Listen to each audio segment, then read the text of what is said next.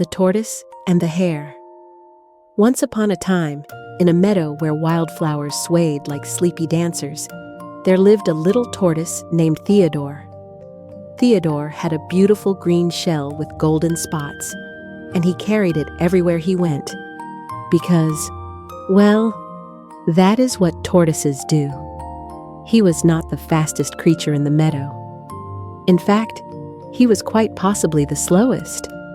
But Theodore never minded. He loved to walk slowly through the tall grass, feeling the cool earth beneath his feet and watching the butterflies drift from flower to flower. Every morning, he would say to himself, "One step, then another, and I always get where I am going." And every morning, a hare named Hazel would come bounding past him in a blur of soft brown fur, her long ears flapping in the breeze. "Good morning, Theodore," she would call out, already halfway across the field before he could even blink. Hazel was the fastest animal anyone had ever seen, and she loved to run more than anything in the whole wide world. One fine evening, as the sun painted the sky in shades of peach and rose, all the meadow animals gathered beneath the old oak tree. The wise old owl, whose name was Oliver, sat on the lowest branch and ruffled his feathers importantly.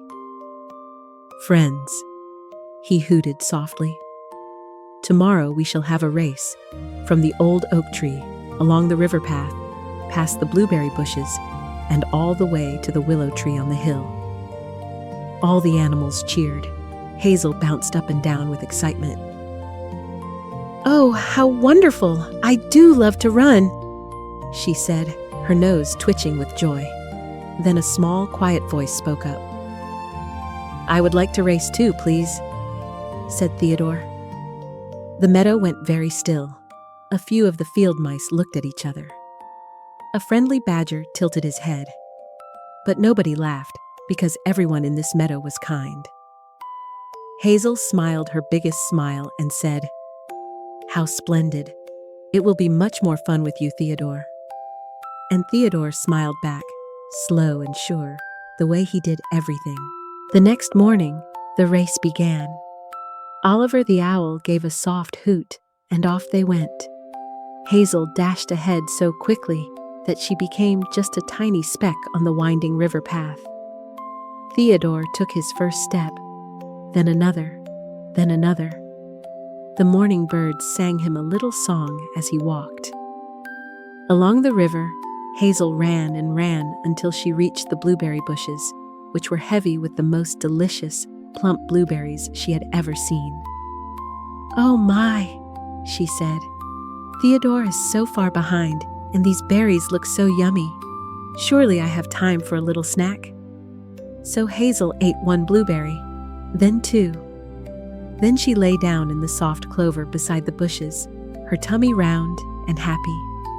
The warm sun made her eyelids feel heavy. "I will just close my eyes for one tiny moment," she whispered. And before she knew it, Hazel was fast asleep, dreaming of open fields and sweet summer air. Meanwhile, Theodore kept walking, one step, then another. He heard the river bubbling beside him, and it sounded like a gentle lullaby. Theodore walked past the blueberry bushes and saw Hazel sleeping soundly in the clover. He smiled gently and whispered, "Sleep well, friend." Then he kept going. One step, then another.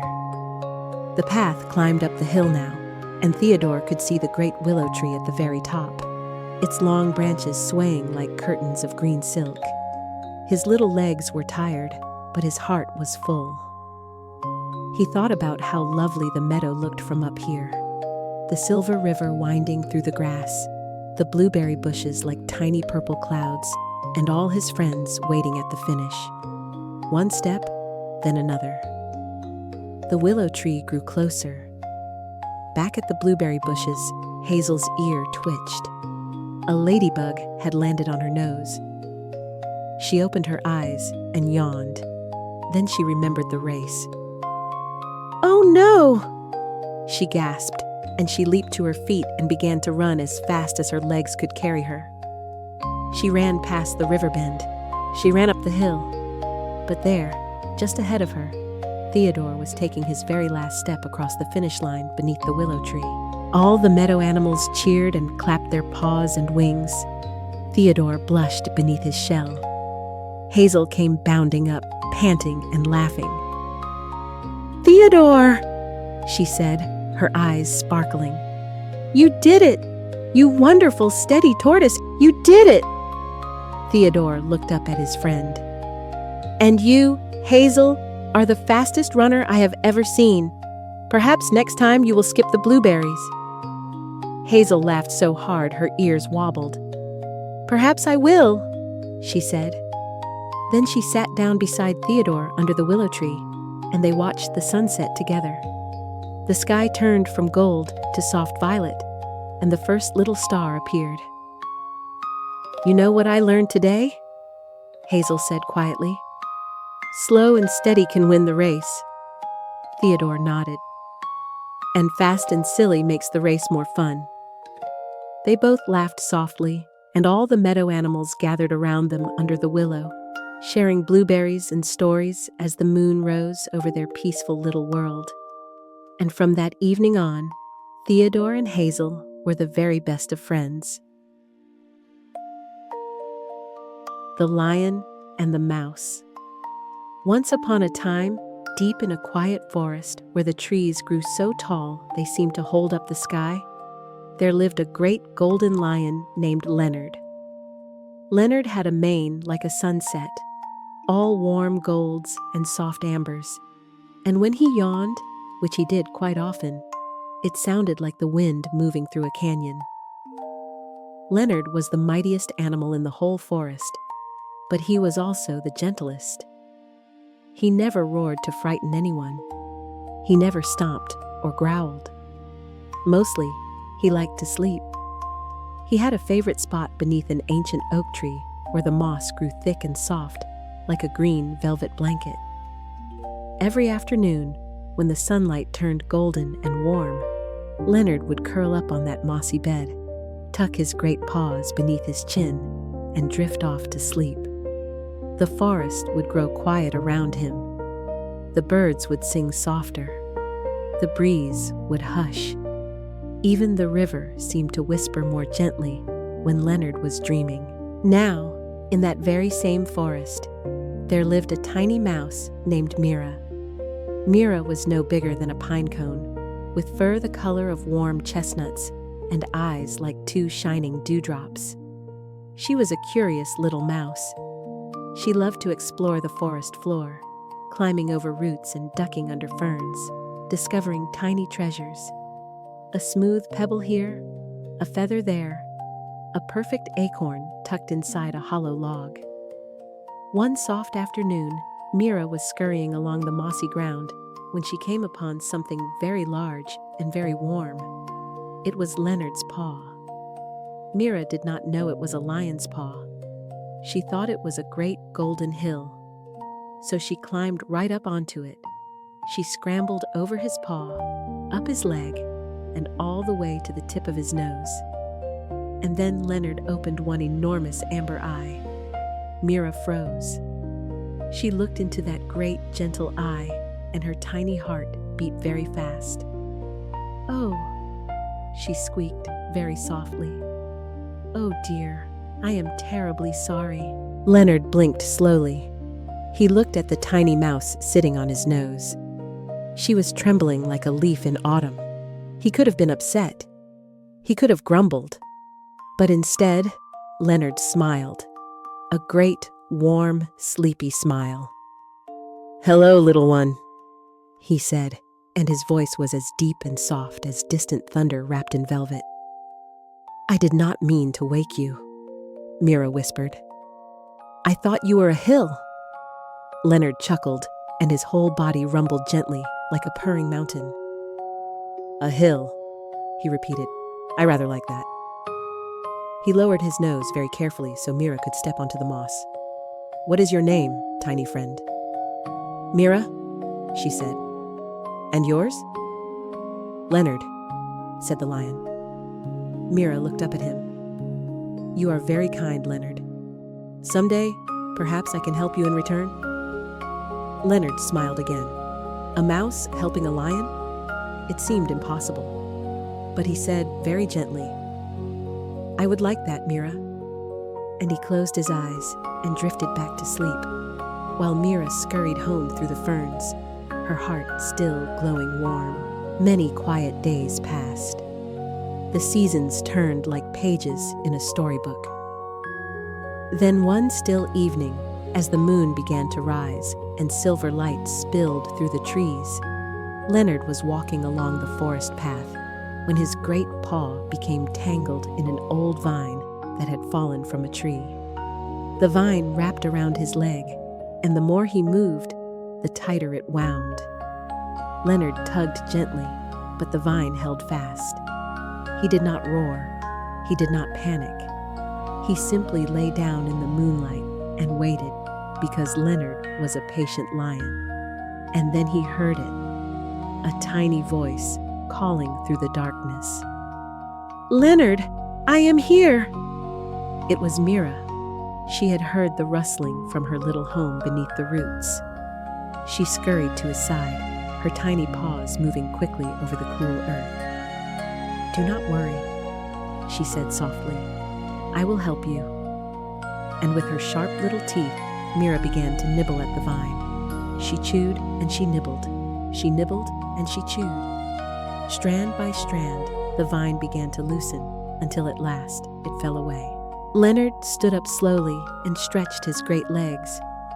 He looked down at tiny Mira, who sat on the mossy path, breathing softly, her little whiskers twitching with pride.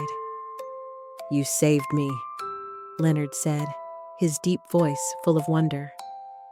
A tiny mouse saved a great lion. Mira smiled. Even the smallest friend can help, she said quietly. Leonard lowered his great golden head and touched his nose very gently to Mira's tiny paw. It was their way of saying thank you.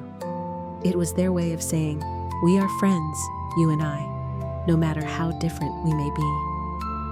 From that night on, Leonard and Mira were the dearest of companions. Every evening, as the stars came out one by one and the forest grew still, Mira would curl up in the warm fur of Leonard's mane, and Leonard would rest his head on the soft moss, and together they would listen to the gentle song of the night, the crickets humming, the river whispering, the leaves rustling like a lullaby, and they would fall asleep, safe and warm, the greatest of friends in the quietest of forests. The Boy Who Learned to Be Truthful. Once upon a time, on a hillside so soft and green it looked like a sleeping blanket laid over the earth, there lived a young boy named Samuel. Samuel had a very important job.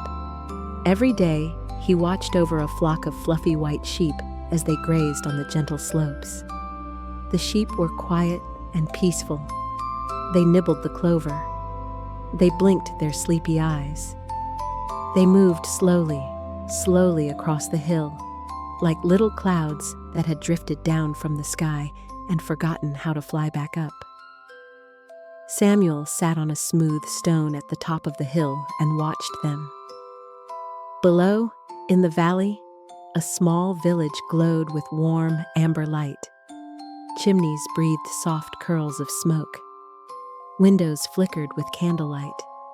Everything was calm. Everything was still.